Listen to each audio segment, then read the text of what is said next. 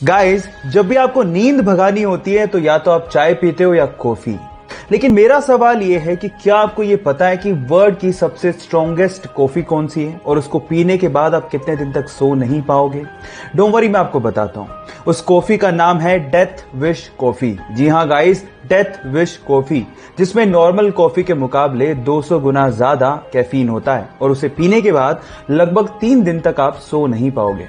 और एक्चुअली ये कॉफी उन बच्चों को जरूर काम आ सकती है जो कि पूरे साल तो नहीं पढ़ते, लेकिन एग्जाम की रात को उन्हें पढ़ने की आदत होती है, तो शायद उनको बहुत काम आ सकती है। ये इंटरेस्टिंग फैक्ट जान के आपको कैसा लगा, चैट सेक्शन में लिखना मत भूलिएगा। गाइस, आप लोगों ने जमीन पे चलने वाले होवर बोर्ड के बारे में सुना होगा, लेकिन क्या आप लोगों ने कभी हवा में चलने वाले होवर बोर्ड के बारे में सुना है? Flying hover board. क्या ये हवाई बातें तो नहीं है? जी नहीं, ये हवाई बातें नहीं है, बल्कि इसे बनाया जा सकता है।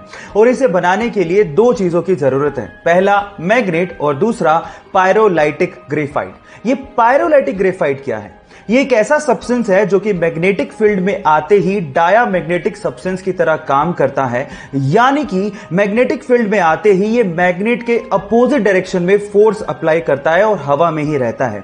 मजे की बात यह है कि मैग्नेटिक फील्ड के अपोजिट डायरेक्शन में फोर्स अप्लाई करने के बावजूद भी उस मैग्नेटिक फील्ड को ये छोड़ता नहीं है और हवा में ही तैरता रहता है। इसी खास बात की वजह से फ्लाइंग होवरबोर्ड बनाए जा सकते हैं। गाइस, कैसी लगी ये टेक्नोलॉजी और इसके बारे में आपका क्या ख्याल है? चैट सेक्शन में लिखना मत भूलिएगा। प्राचीन भारत के 2 ऐसे फैक्ट जिसे जानने के बाद आपको भी प्राउड फील होगा। नंबर 1, प्राचीन भारत में जब लोग मेडिटेशन किया करते थे तो उसे लोग ध्यान कहा करते थे। जब ये प्रैक्टिस भारत से चाइना गई, जी हां गाइस, ध्यान की प्रैक्टिस भारत से ही चाइना गई थी, तब चाइनीज लोग उसे चैंग के नाम से पुकारने लगे। लेकिन जैसे ये प्रैक्टिस चाइना से जापान की तरफ गई तो जापानीज लोग इसे जेन के नाम से पुकारने लगे। है ना ये इंटरेस्टिंग फैक्ट?